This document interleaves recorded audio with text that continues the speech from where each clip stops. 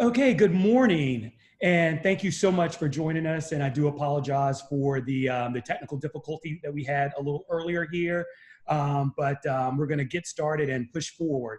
On behalf of the American Society for Engineering Management and the University of Maryland, Baltimore County's Engineering and Computing Education Program, we would like to welcome you to IEEE Ethics in Action, an Introduction to Ethically Aligned Design with John Havens.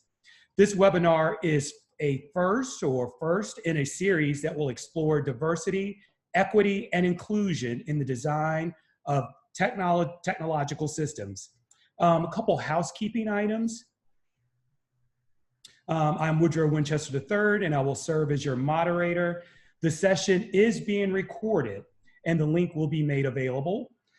Please mute yourself and turn off your camera just to save on bandwidth. I know we have a large number of participants, which is awesome.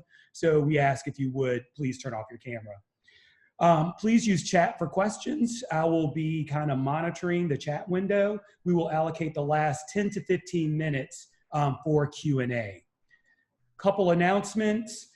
This series continues. Again, this is the first talk or discussion in the context of a series. Our next talk will be on January 21st, and we're so pleased to have Ayanna Howard, Dr. Ayanna Howard, who is actually the chair of interactive computing at Georgia Tech, who will be talking about the Black in Robotics initiative. And also, just to pay some bills here, we've got to give some shout outs to our sponsors. We invite you to join the American Society for Engineering Management. I've got the website there. Some exciting things are happening within the society.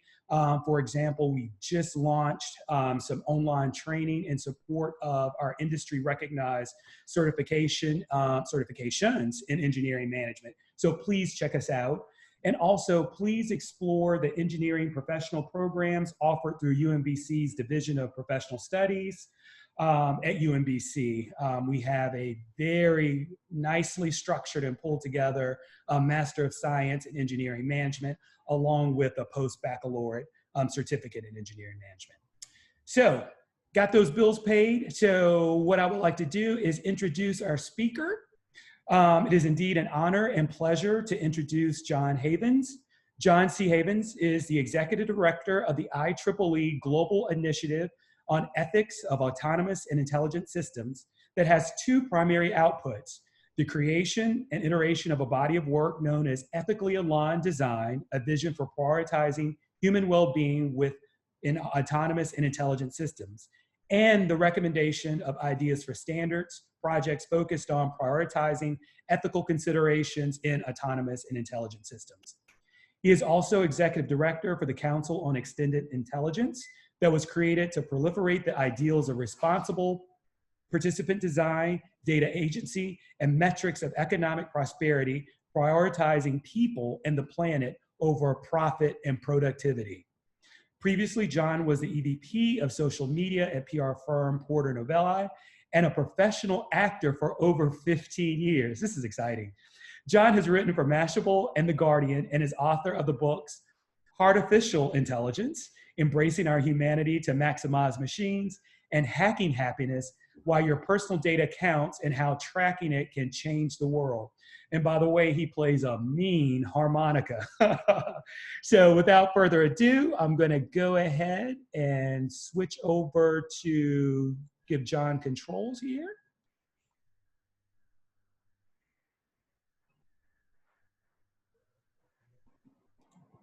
John, you should have control. Awesome. Cool. All right, then let me first of all just say thank you, Woodrow, for that lovely introduction. Although seeing my face that huge on the screen threw me a bit, so thanks for that. That was really, and I want to say that I am genuinely honored to be here. And let me just make sure that you all can see. Can you all see my screen now? Or I should say my deck. You should see a IEEE PowerPoint. Is that what you see? Yes. Great. So a couple things. First of all, I just want to say I am genuinely honored to be here. I want to stress that I am not an engineer. And I've been honored in the past 6 years. 2015 is when I first got involved with IEEE, to be among engineers. And I'm not saying that lightly. I very early on found out with this work how deeply, and I'm not just trying to be gracious for the sake of it, it's critical. I really want to start the talk with these two things. This is the first. Everything that I'm going to talk about is building on the shoulders of giants, and that's you. You know, a lot of times the term ethics in different settings, corporate settings, sometimes can bring up fear with compliance officers. You know, people are going to think we're immoral. Oftentimes ethics seems esoteric or sort of a yes and, philosophical. It doesn't really affect the pragmatic aspects of design. That's what I'm going to be talking about today, that I've learned in the past 5 or 6 years working with engineers. But I just want to be deeply clear how much I respect the practitioners of engineers and data scientists who are in the trenches doing the work, who have built the foundation for everything I'm going to talk about. I just want to make sure that that's clear, because I never want to give the impression, hey, here's someone who's not an engineer coming in talking to the experts. Not my goal. I have been blessed to work with some of the leading minds of engineers, data scientists, at least with artificial intelligence in the world, and I learn something every day. Secondly, I'm now on staff with IEEE. Back in 2015, I actually didn't know who IEEE was, and I'd be embarrassed to say that, except I'm not an engineer, as I mentioned. But I was invited to speak by IEEE at the South by Southwest conference about my book, Artificial Intelligence, that Woodrow was kind enough to mention. And I understood and realized, wow, at least this was my impression, IEEE really seems like kind of the United Nations of technology. And the idea that I pitched to them at the time, because a lot of my research with The Guardian and Mashable and Huffington Post for my book was simply finding a, air quote, code of ethics for artificial intelligence for the general kind of purpose technology audience, meaning like people who read Wired, etc. So again, I was blessed to really meet this world of IEEE, which is kind of like saying all of academia. It's so broad, you know. So the thing I do want to say there, though, is I do speak for myself, even though I'm on staff. IEEE is a very big organization with lots of amazing societies. I'll tell you more about that in a minute. So if you have questions about what I've said, please feel free to ask questions that I'll answer at the end, the last 15 minutes. And there are certainly going to be a lot of other amazing IEEE colleagues, societies, work that all of you have been driving for years, I'm sure, beyond what I've even been involved with. And again, I want to defer to you and say thank you for the work you've already done. So that said, I'm really excited to talk to you about a program which I do know a great deal about because I helped drive the beginning of it, called Ethically Aligned Design. It's actually the name of a paper that was created by the program that I am the executive director for. But first, I'll give you a couple of quick highlights about IEEE. I think you probably know all this, again, as engineers, but in case you don't. IEEE is very large, as I mentioned, over almost 500,000 members in over 160 countries. And these are the kind of paying card-carrying members. Mostly who I work are volunteers. The AI ethics group that I help drive, there's about 2,000 volunteers. We're pretty sure only about 25% of them are IEEE members. We're always encouraging people to be members, but the logic is that they're kind enough to volunteer. So that's an invitation, but it's not a mandate. But the point there is that when you actually think about all the volunteers involved in working with IEEE, then it's multiple millions and millions of people. It's very exciting in that sense. I got to work with an amazing group of people. The actual division that I work for is the IEEE Standards Association. IEEE is what's called an SDO, a Standards Development Organization. Again, a lot of this I think you know. So I'm going to zip through some of this stuff. A new tagline for the Standards Association is raising the standards in artificial intelligence systems. Also, it's maybe a little bit confusing. Back in 2015 or 16, when the program that I still am executive director for began, the term artificial intelligence was, as it is now, very popular. What happened is pretty early on, the media kind of hype around AI, where it's either utopian, it's going to save the world and do everything, or dystopian, it's pure evil. We found that to be distracting. So we used the term autonomous and intelligent systems to name the initiative that I still am driving. And ethically aligned design, that's the phrasing we used. But now we also are using the term artificial intelligence systems. It's a catch-all term. There's no one perfect term, mainly because someone will correctly say, well, what about deep learning or AGI or ASI? We just say artificial intelligence systems to encompass everything from the algorithm to the final stage where a product is recycled or whatever. Just FYI. By the way, this term is also now used by the OECD, artificial intelligence systems. So FYI. We do a lot of work in the space. And again, this is introduction. I'll get to the meat of the talk very soon.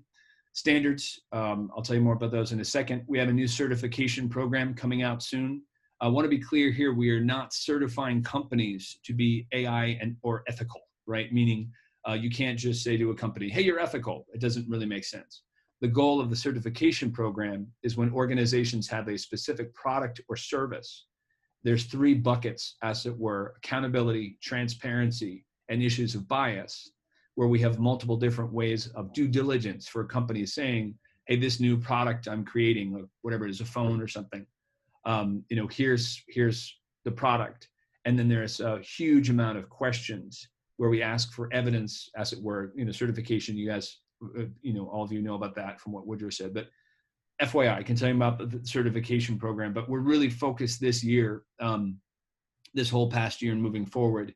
We have a term called moving from principles to practice, where standards, when they're released, form a type of soft governance, at least IEEE standards. They're not mandated in terms of legislation when they're released. But certification is a way for companies, policymakers to, as it were, somewhat self-regulate, or if not self-regulate, at least announce to the world, hey, we took this amount of due diligence working with IEEE to certify this product in transparency. Here's what is meant by transparency. Here's now the specific ways that we're really trying to get this done. So we're really excited because it's a new space, AI and ethics and certification. There's a lot of different organizations kind of building a community around this space, which is we're very excited about. It's complex. It's not simple.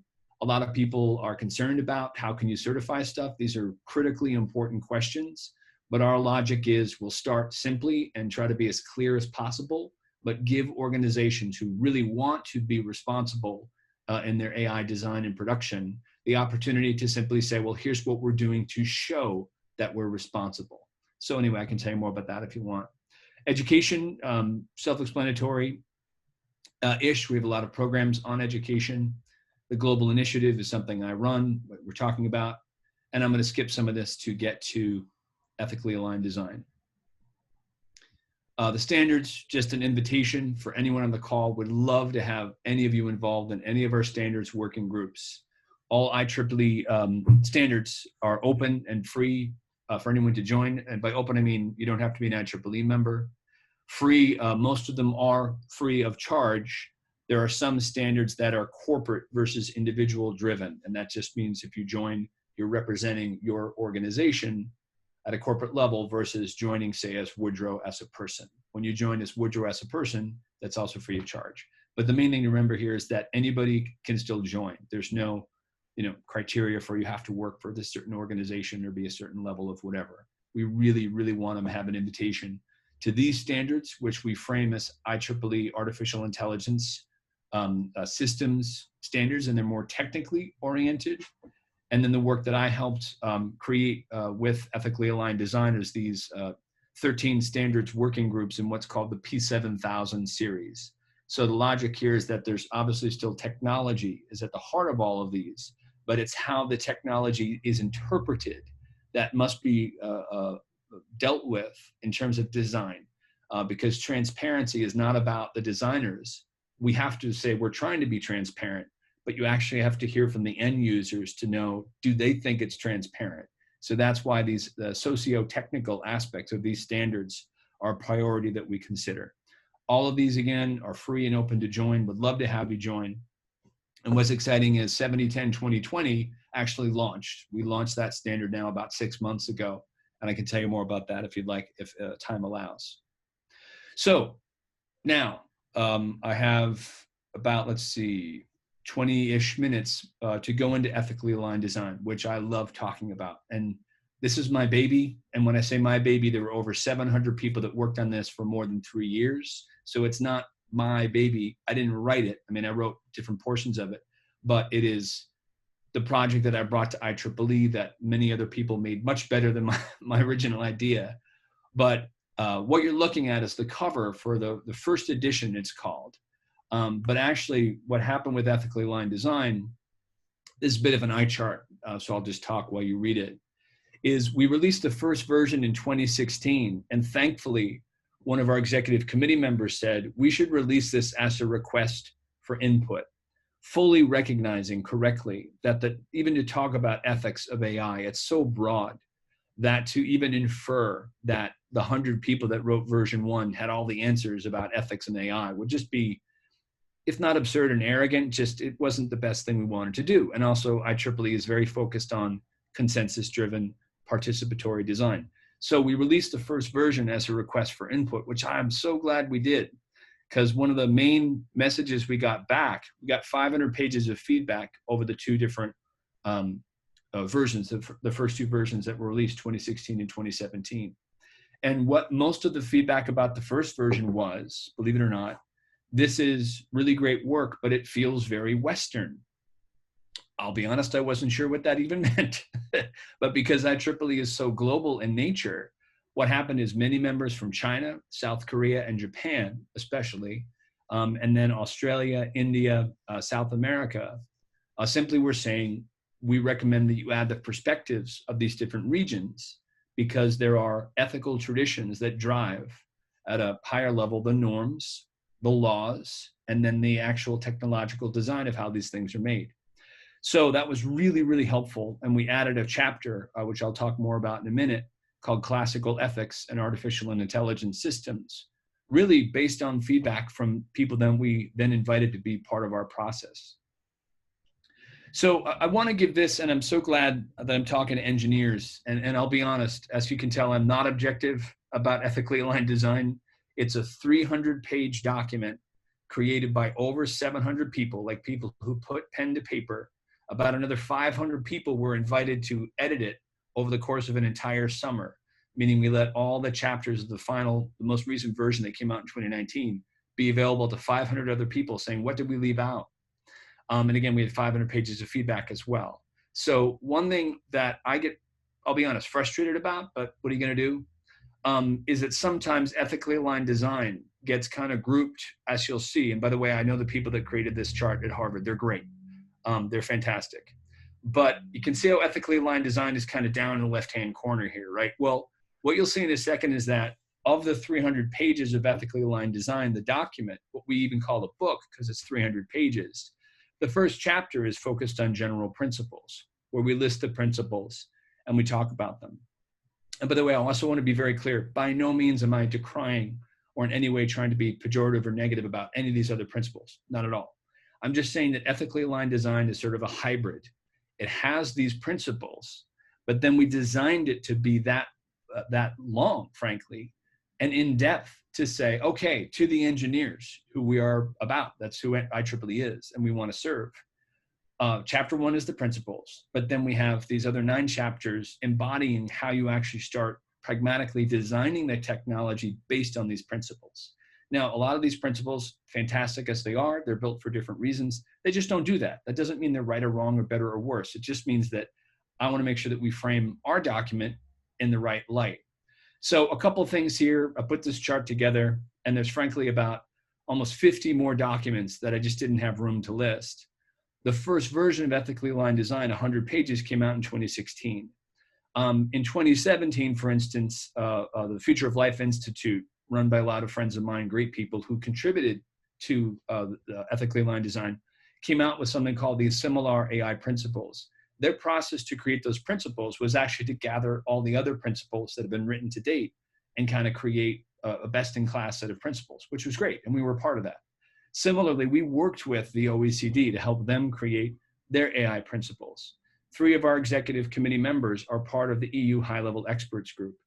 And over the last 3 or 4 years, there have been literally dozens and dozens of policy documents that cite ethically aligned design, all 3 versions. And also companies like IBM used version 2 of ethically aligned design to create a formative document of their own called Everyday Ethics for Artificial Intelligence. And there, the two chairs of one of our committees actually came from IBM because of that paper. So all I'm trying to say here is I'm unabashedly a fan of ethically aligned design because of the in-depth treatise or almost syllabus that it is. So now what I want to do is I'm going to cut to the actual document. Cut to meaning like we're going to look at the document because Woodrow was kind enough to let me talk for 40 minutes. So thanks, Woodrow. This is Creative Commons. It is absolutely free. Every version of this has been free, will be free, and it's Creative Commons.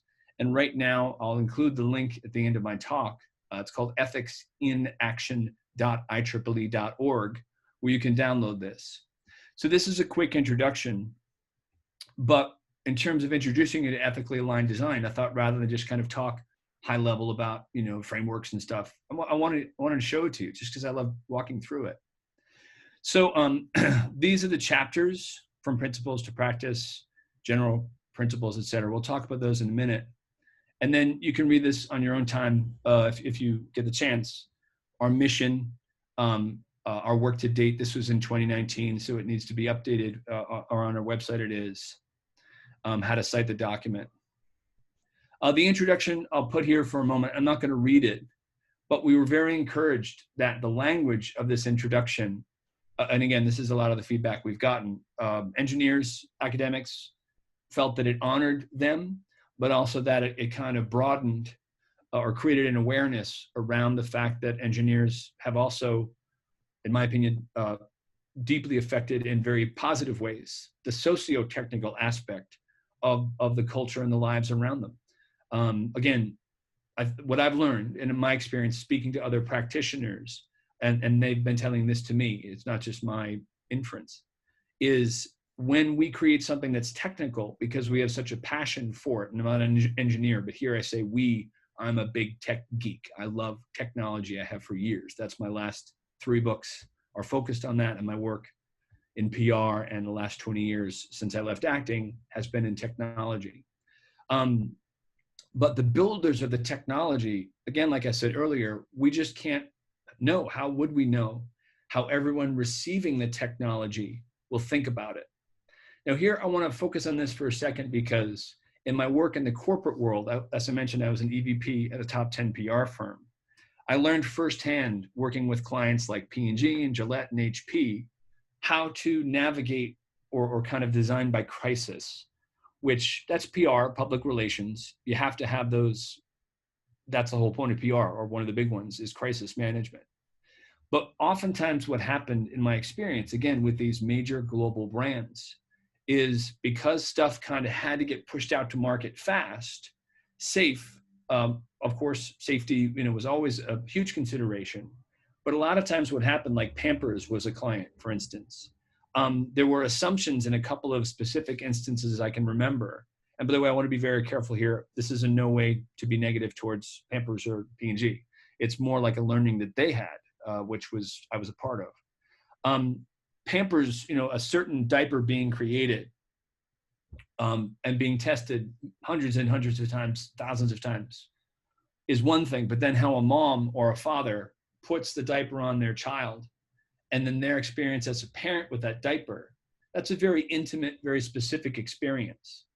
And if they, as parents, interpret something about the diaper, this is what's so challenging. And again, I'm sorry, I'm preaching to the choir, or I guess I'm mansplaining engineering to you. So enjoy my engineer-splaining.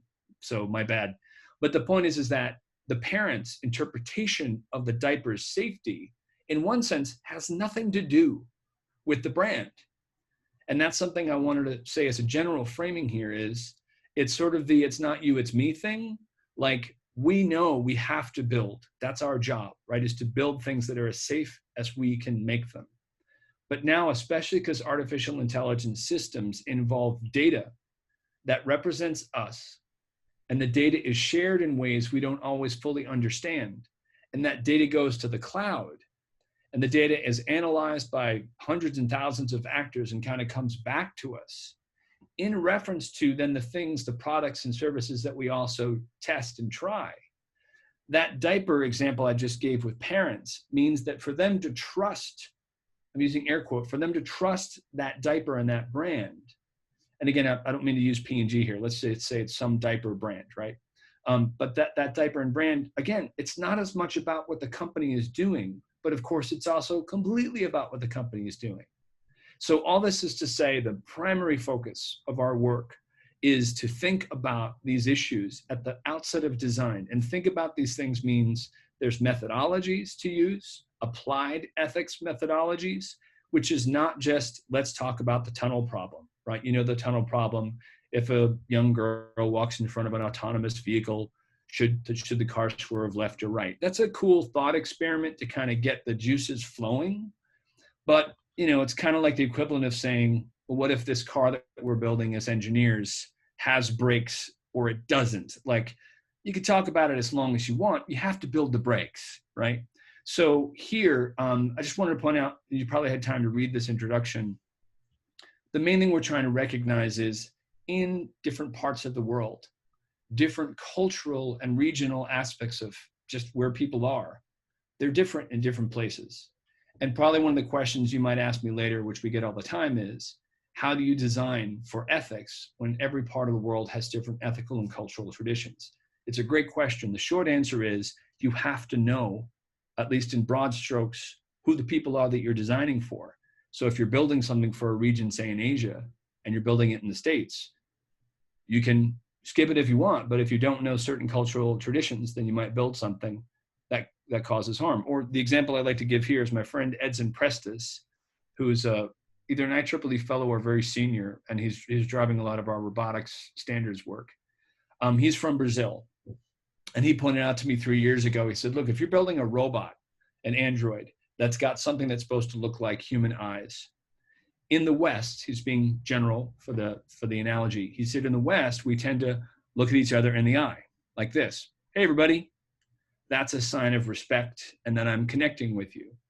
He pointed out that in many Asian and other traditions, staring right in someone's eyes might kind of freak them out. So that android design, right?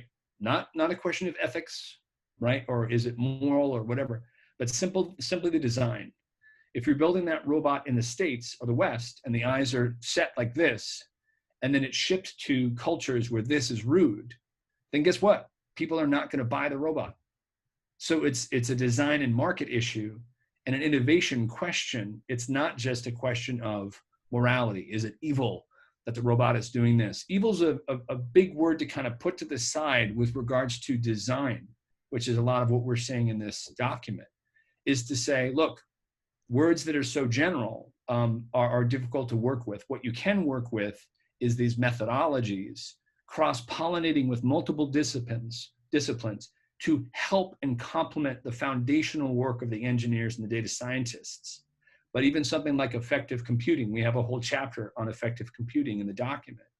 To not have, say, especially for a children's toy, for instance, to not have therapists, child psychologists, anthropologists on a team where you're creating a toy that uses effective computing or emotion software means that literally you are already building with intended consequences, or not unintended consequences, but there's risk in the sense of, that's like, I don't know, I can't think of the right analogy for an engineer, but building a bridge without the structural engineers who are the foundation of what you're building.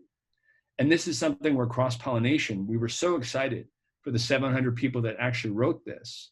A big part of my work was to invite people into different committees who weren't necessarily academics or engineers, more in the sense of saying, how do we build off of and complement your amazing leadership? That was the goal. And we got lucky because so many great people joined. Okay, the introduction, wanted to talk about that. The executive summary, this I would recommend if you could, if you get the chance, for you and any students or people you work with. This is just a great summation of the different chapters and themes of the book. We tend to call it the book. And now what I'll do in the 15 minutes, and I think we have some questions, which is great. I'm just going to run through this and then I'll do Q&A at the end. I just want to go through these chapters. The conceptual framework I'll skip for right now because I want to, with engineers, I want to get to the pragmatic stuff. but you can read this when you get a chance. So our general principles, I'm not going to spend too long on these either because you can read them and they guide. One thing I will mention is that the general principles existed in the first version of the paper that came out in 2016.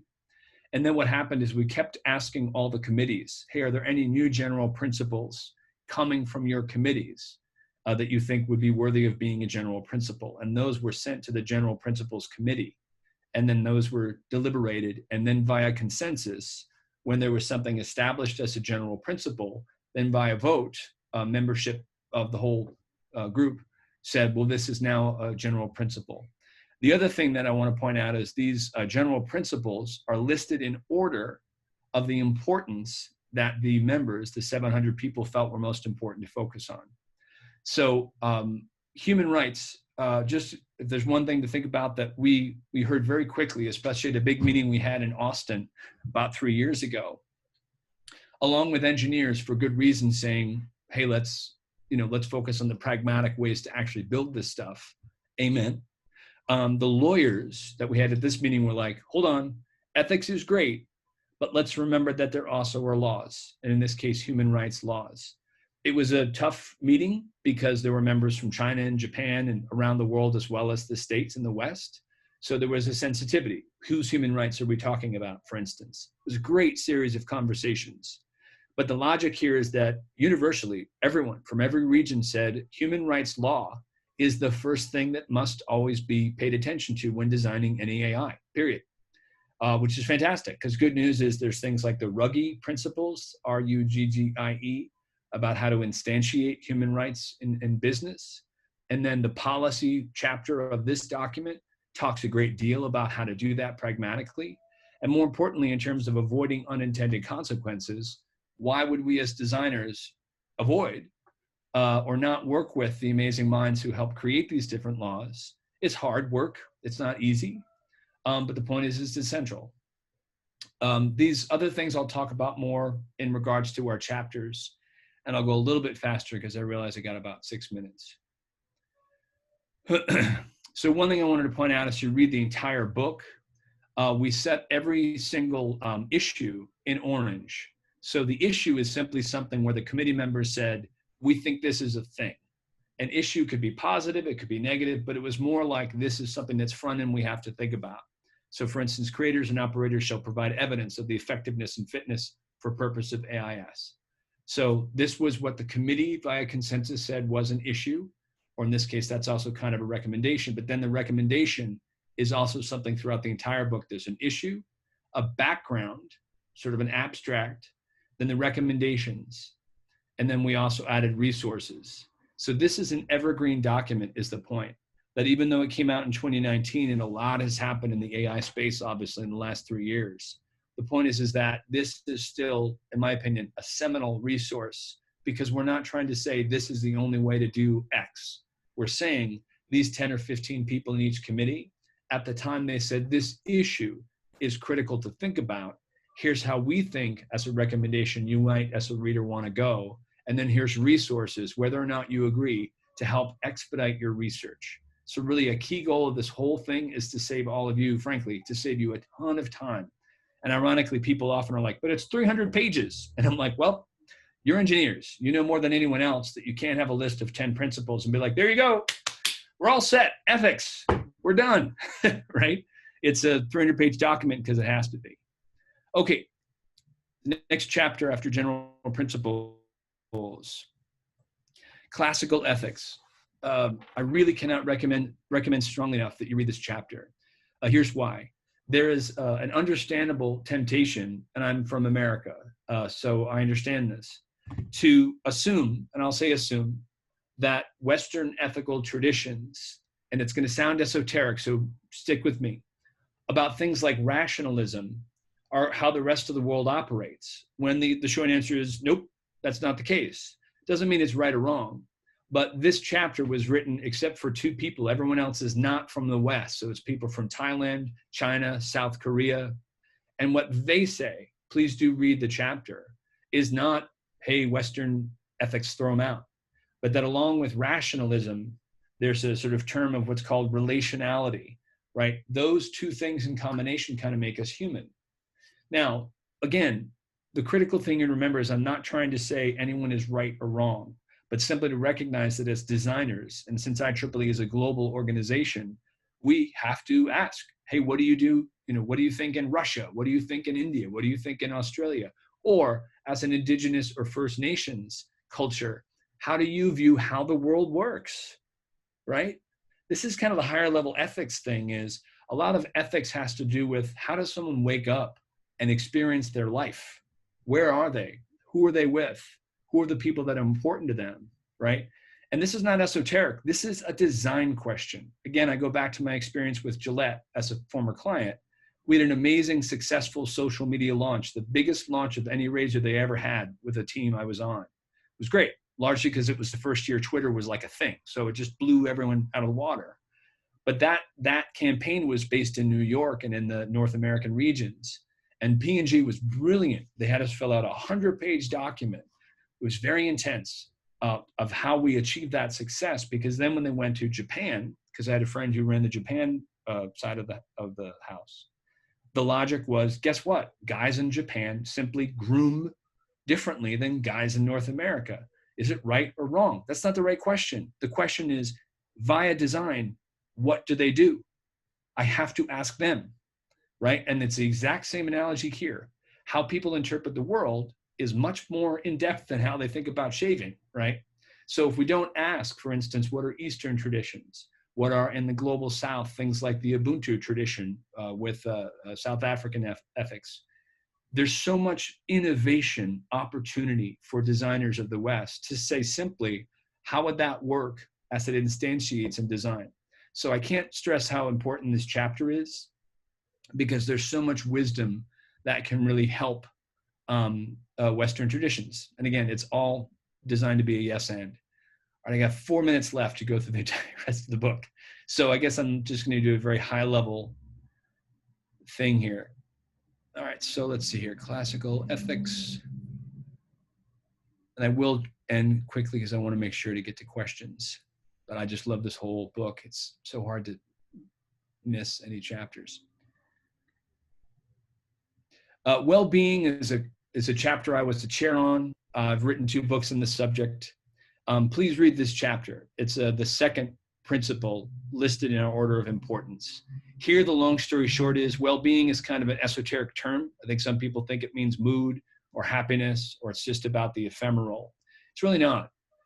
We have to be asking as designers, what is the ultimate, what are the metrics of success for what we want to build? Now, again, I can't say this enough. I'm not worthy to speak to engineers in the sense of how much you have kept me and my family safe for all of my life. I ride in an elevator because engineers have made that elevator.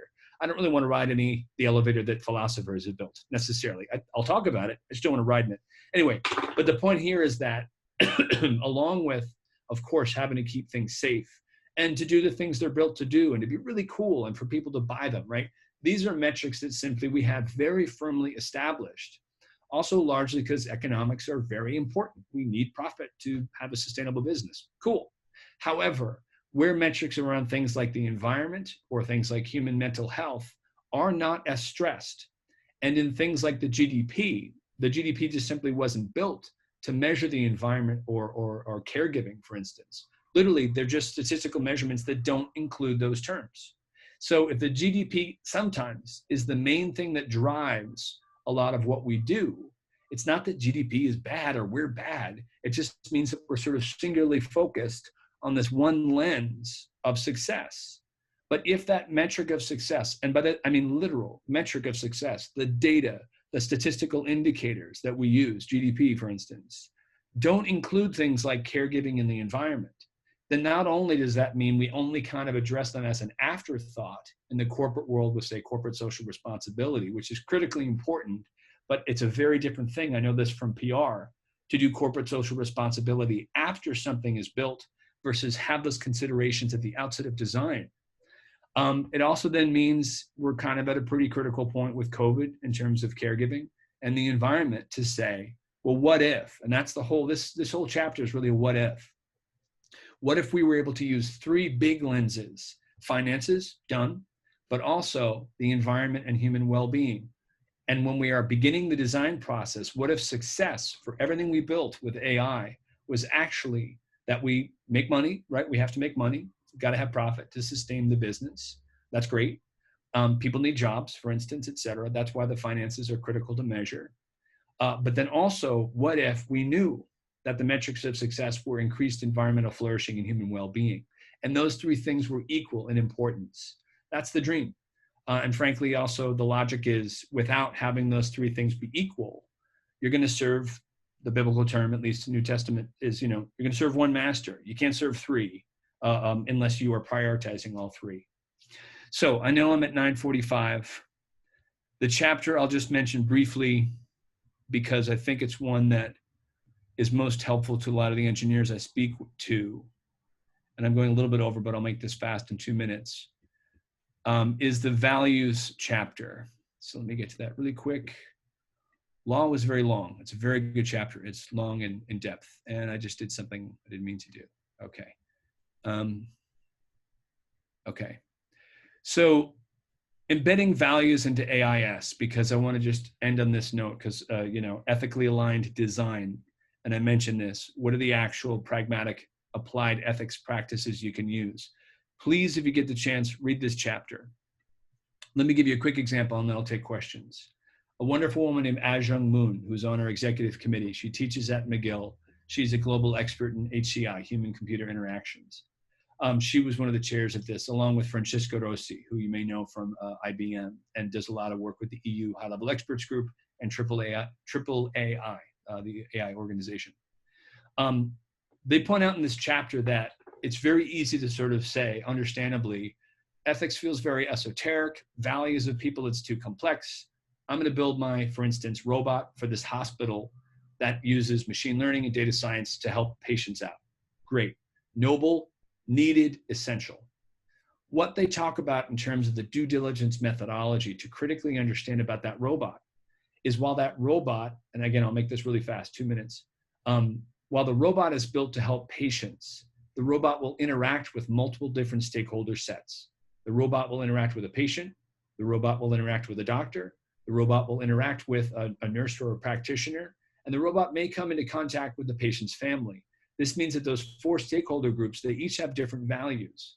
So you may have heard, for instance, there was a robot, it wasn't really a robot, it was an iPad on top of a robot that moved in and out of rooms in hospitals. There was a big thing about 2 years ago where a doctor on a Skype call came into a room meaning the doctor was somewhere else, but rolled into the room and gave an announcement to what he thought was a nurse practitioner alone in the room, and basically said, "Hey, patient Smith, yada, yada, yada, they're worsening. It looks like they're probably going to die." And it was something not that coarse, but kind of, because he was talking to a fellow colleague, right? What the doctor didn't realize is that the family was in the room with the patient, right? Now, this might sound like, oh, it was an error. And the answer is, yeah, it's a design error. The doctor's not a bad person, right? But that's a critical example of understanding the values of how what you're building is going to be amidst multiple different stakeholder sets. This is not esoteric ethics. This is who is going to be around the product, service, or system that you're building. And if you don't ask questions about their values, their goals, whatever, it takes time, but there's methodological ways to do it that you can read about in this chapter. If you don't do that, then you will face not unintended consequences. They'll be known because we aren't taking the time to ask those questions. That's also why at the beginning of design, not only is it critical, it's actually a money saver and a time saver eventually. People tend to avoid it because it's like, oh, it's going to take so much time to do that. But my answer back is, what would you rather have? A crisis down the road where you lose millions of dollars? Do you want to build a prototype that goes into millions of dollars of production and then fund these things out? Or you want to adopt methodologies, just like agile marketing was adopted in the enterprise, right? Engineering and systems design, just these are now methodologies that are de rigueur because they kind of have to be, especially regarding algorithms and artificial intelligence and data. Okay, I went over, and now I will go back to, I'll just go to questions And Woodrow, I'll go back to you. What is best for you in terms of questions? And thank you again for the honor of being here, Woodrow, and everyone. I really appreciate it. Oh, John, this was phenomenal. So thought-provoking. Thank you so much for these insights. What I would like to do is kind of throw it back to you. What would you like to, because we've got some great questions there. Are you able to see the chat box? I am, and I can try to rip through them really quick. Yeah, if you would. Yeah, I think that will probably be the best use of this small amount of time that we have remaining. Cool. And what I'll do first is, if I don't answer everyone's question, I just put my email address in the chat. Forgive me if I don't have a chance to answer all your questions, and please feel free to email me and I'll do whatever I can to answer them more thoroughly. But I'll just go through them fast. So Joe Gorman asked, I've never encountered members at a high-tech organization that dealt well with the technology other than it produced. I think you may be referencing, that was my clumsiness. It has nothing to do with Woodrow, and I just had the wrong Zoom thing, and that was my bad because I was rushing from another meeting. But also, yes, and my joke was, you know, I know some of the most advanced information about artificial intelligence ever, but sometimes I can't get my iPhone to work. So enjoy. There's the lovely irony of life. So thank you, Joe and Teresa. Let's see. So forgive me, I'm going to mispronounce some of your names. Pollen Papilno or Katina, doctor, asked this question. Is there a difference between ethics at the management, even EM, and technical level, or is it more of a hybrid? It's a great question. I think the short answer is there is a difference, but it's more about the different actors and their skills. And this is where cross-pollination is so critical, meaning in the business world, we have a different committee called Ethically Aligned Design for Business. What we're hearing is understandably normal, is that now where there's questions about, like I said, end users and their values, there are people in the enterprise, say like a lawyer, that really deal with questions of norms and law right now because they're a lawyer. However, their expertise is not necessarily then in how to design a robot or an algorithm.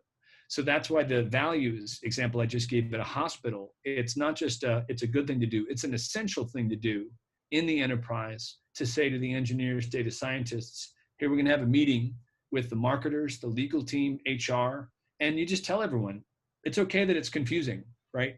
Like, let's allow ourselves to recognize that some of the in-depth stuff may not seem deeply relevant to you yet. But what's so interesting is the different languages. I use an air quote here.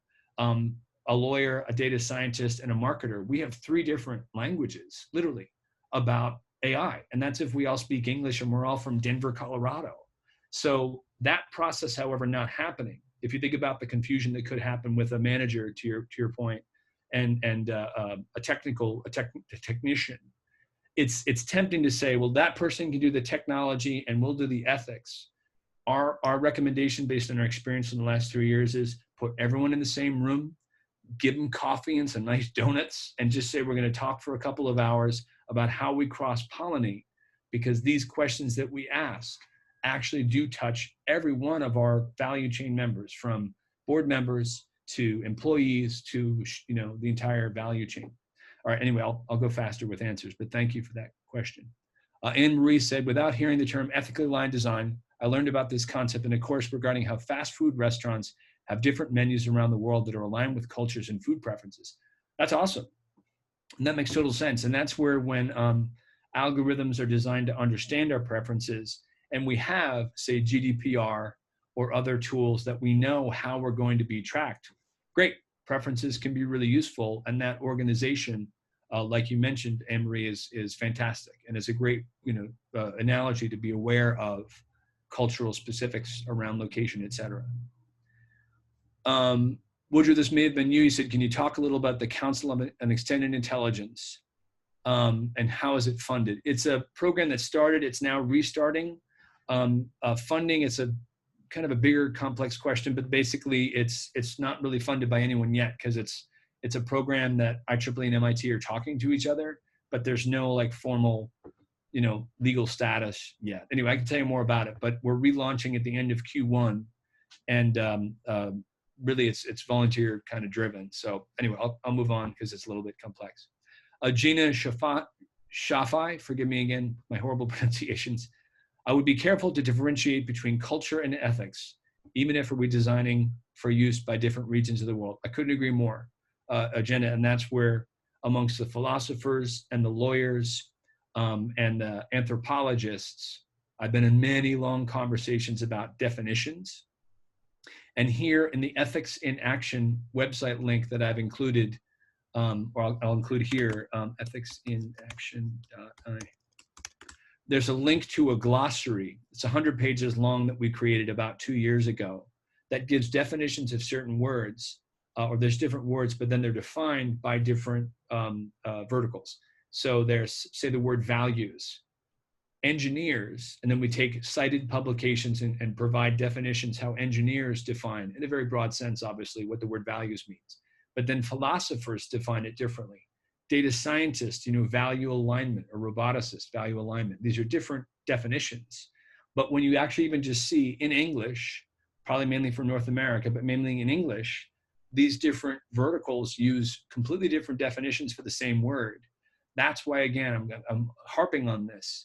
Not having the discussions cross-pollinated first before you design anything, even in your own organization.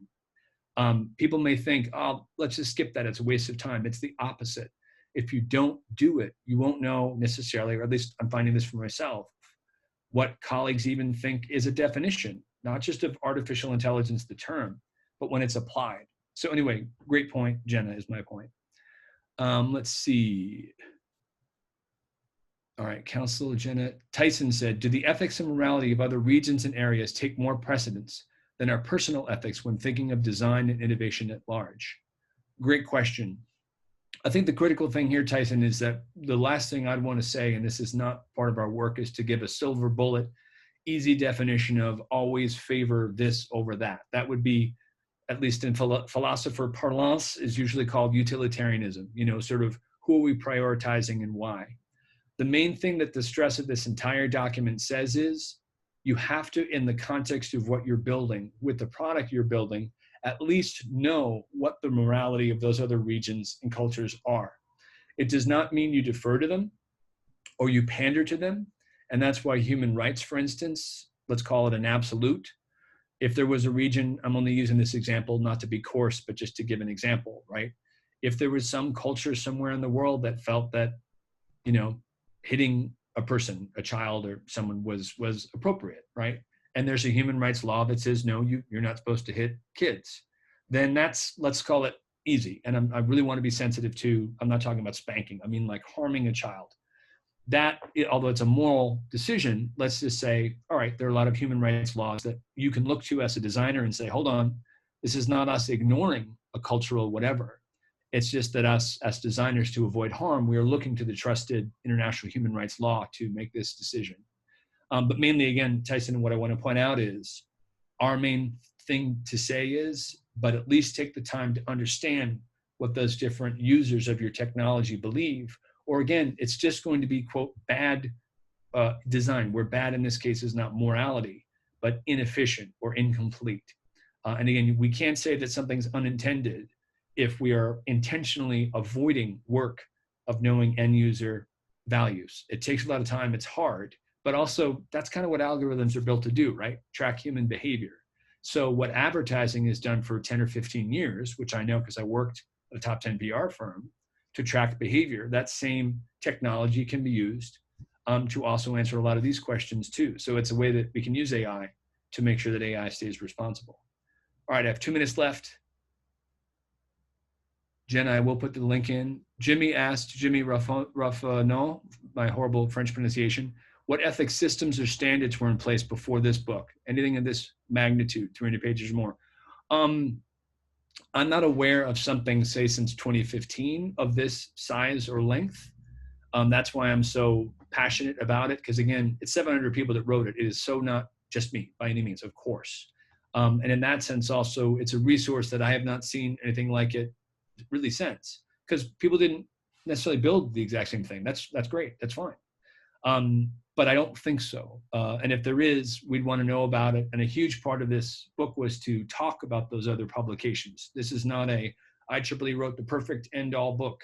Those resources point out as much as they are pointing in, saying here's the work by the OECD or UNICEF or the country of Singapore. How do we think about designing AI products that eliminate jobs for humans? And then Jenna had a great point about concurrent engineering. Let me ask this. We have 1 minute left. So Woodrow, I can answer those questions, but I also want to honor you and all of everyone's time. So maybe I'll throw it back to you to get your advice on what to do. No, please answer the question. Thank you so much, John. Okay, because I can go a little over. I just want to be sensitive to people's time. Okay. So Tyler, how do we think about designing AI products that eliminate jobs for humans? It's a great question. It's a very multifaceted question. Here I recommend the well-being chapter, right? And again, remember this whole talk I'm speaking as John. I do not formally speak for IEEE, the entire organization. Even though I'm on staff, IEEE is kind of like the United Nations. There's multiple divisions. Okay, that's the disclaimer. The well-being chapter points out if, for instance, let's call it exponential growth, right? Exponential growth is not just let's make profit for our company to sustain the company. It's not even let's make enough profit so that we can have a 401k or we can, take care of ourselves in the future, right? Exponential is sort of this, by definition, a term that doesn't necessarily have a ceiling because it means let's make as much of whatever as we can as fast as we can. So the thing about automation that's tricky is we actually, myself included, I love automation. There's a lot of stuff that, like my car, I don't want to have to stay at 75 with my foot in the pedal. I can press a button. I'm sorry, 60 miles an hour. I can press a button and it maintains it. So it's autonomous, right? But again, the whole logic of this book is to say it's one thing if there's a technology that could do something, and you carefully think about multiple facets of how that device will affect culture at large and jobs, et cetera. It's another thing just to say, look, this cool thing I just built, this pen, is autonomous and it will make money and it doesn't harm people. And then you just build it and kind of put it out there. It's not that that's, quote, evil, but myself, I'm just speaking again for me, John, having worked at a very senior level at a major top 10 PR firm in New York. There's no one saying, hey, hold on, let's really not think about exponential profits. Let's stop that process and let's focus first on making sure that people have jobs for the rest of their lives. It's not because people are evil. It's because they don't have time. Because guess what? Every quarter, the words that dictated everything that I did was, will we hit our numbers? Will we hit those 5 words? Will we hit our numbers? And that's a fiscal question. And so as much as people were thinking about jobs for humans, that wasn't what the decisions were made on. And this was before AI was really a thing. This was early sentiment, days of early sentiment with Twitter and tools like Crimson Hexagon that we used. So I think here the point is the well-being chapter says, well, what if society and we as designers as part of society say that jobs, purpose-driven jobs, are important for humans to keep maybe forever? I don't know, 200 years, 300 years. How does that happen? Well, then that means at some point there's decisions that are very hard to make for somebody, which is, hey, if we build X, then this many people are going to lose their jobs, right? But are we going to then also guarantee that those people can pay their bills? That's a question I often ask. As Woodrow mentioned, I'm a former actor.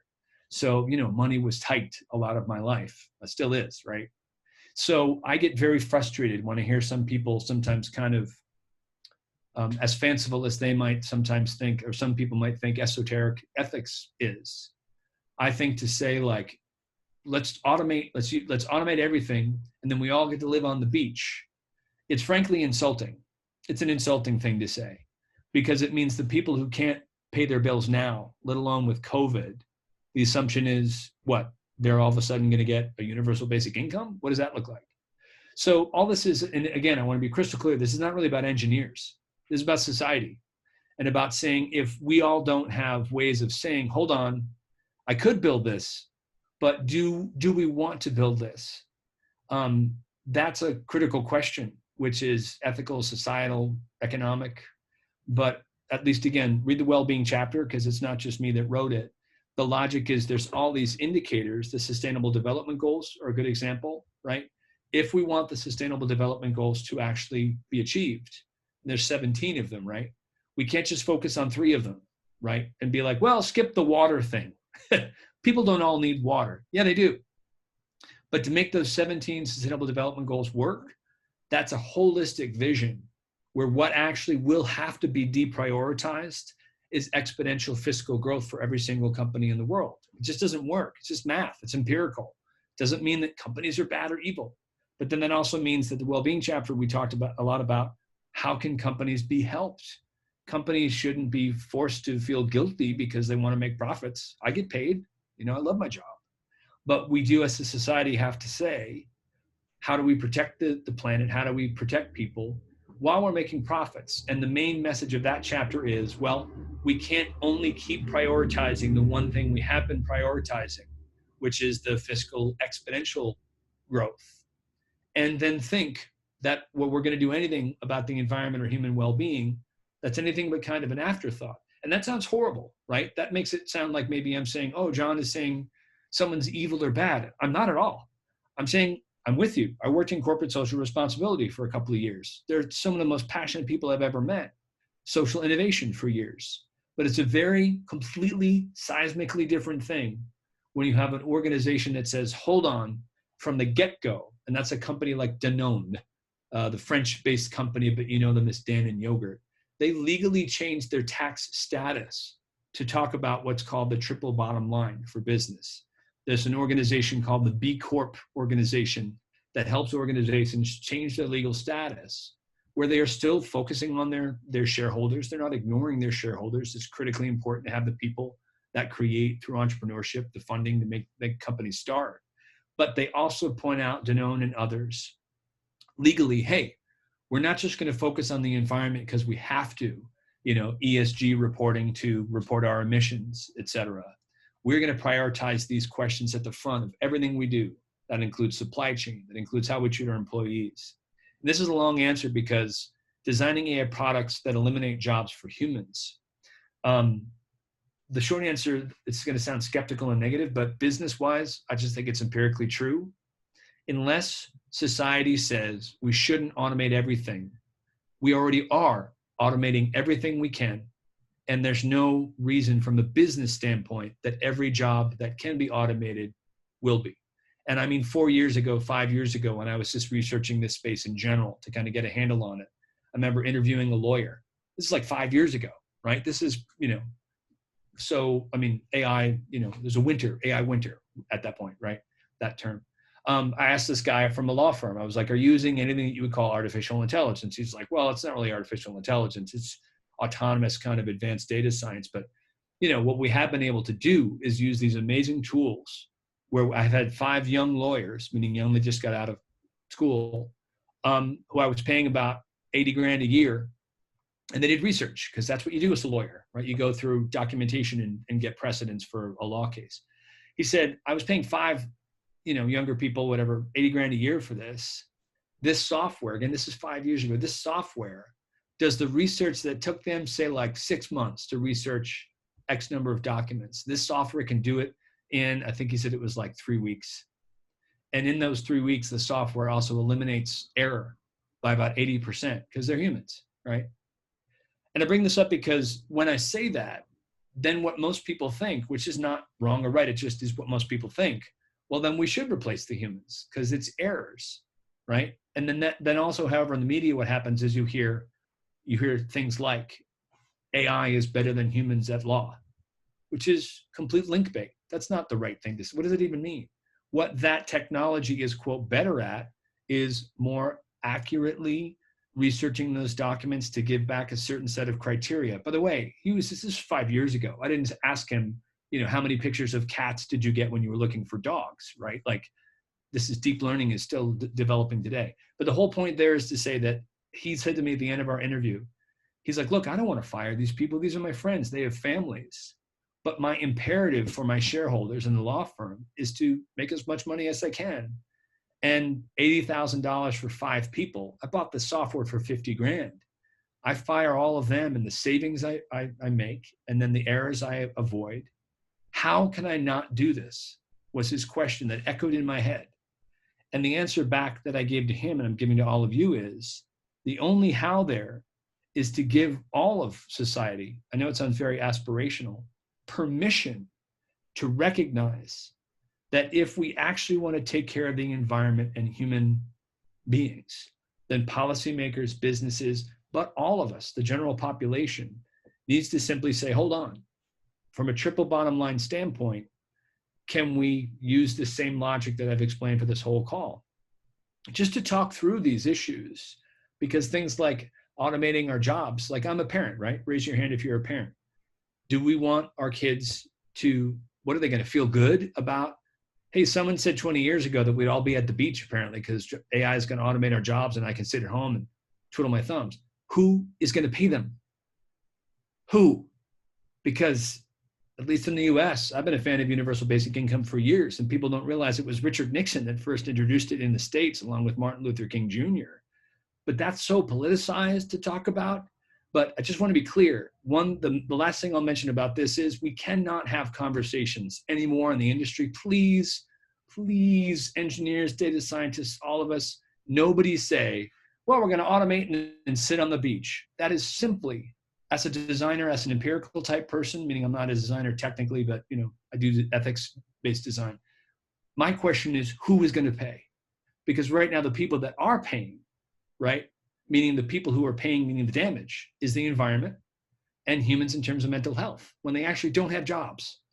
And more people may create things that are amazing, beautiful technology, but they aren't equipped, those designers, to ask questions about long-term sustainable-wise, how can this beautiful autonomous tool maybe help out humans in this one job? And that's why you hear a lot about augmenting, right? Human work is being augmented by these amazing tools.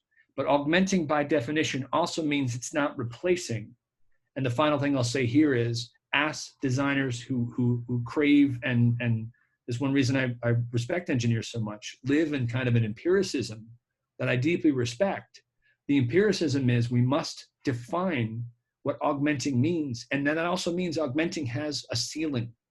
The ceiling is, what is it that this kind of society says we won't do? And it's a very moral kind of sounding question that goes back to human rights, but it's also very fiscal. And it's also a question that doesn't have to be scary. It certainly doesn't have to be something that's, I don't mean it by any means to point a finger at anybody, except to say that, like, if businesses aren't allowed to do something else besides only kind of focus on exponential growth. Again, I want to be crystal clear about exponential growth, not profits, not making money. We got to make money. But the exponential profits means everything else takes a back burner, and it's justified by the ideology, right? This is an ideology of exponential growth. It's not fact, right? Meaning it may be fact that people believe it and they're allowed to believe what they want. Anyway, you got me kind of soapboxing, so I'll see. I think there's some other questions. I think this is a good maybe wrap up, because I know you got me pontificating. I know it's quite all right, John. Greatly appreciate it. But just for the sake of time, if you would, this last question, and we can use that as kind of our wrap up. Sure. Well, Abdul Aziz, by the way, I don't know where you're from, Abdul Aziz, but assalamu alaikum, if that's correct. Hopefully it is. You said, thank you. I have a question. Is this lecture recorded? That's a good, easy one. I'll throw it back to you, Woodrow, and I'll say this. Thank you so much to Woodrow and to everyone else for the opportunity, really for the honor to speak to engineers, because Wayne's World, I'm not worthy. I'm not an engineer. I so deeply respect the practitioners that you are. And again, I offer all this in closing as a compliment and a yes and. I really do feel like I'm standing on the shoulders of giants, hopefully. And this whole book, which I, of course, didn't even write, but I've been a part of this community, and I'm deeply honored to be in the midst of engineers. And I hope this tool is useful and this talk has been helpful. And thanks again, Woodrow. No, John, thank you so very much. Greatly appreciate that. We really need to spend more time to kind of think about these sorts of things and have these sorts of conversations and discussions. This was so beneficial. Thank you so very much. And thank you all for attending. And again, the series continues. If you registered for today's webinar, you'll get notification around future webinars in this particular series and other webinars that ASEM will be hosting. Thank you so much. Everyone have a great rest of the week, and stay safe and stay well. Thank you.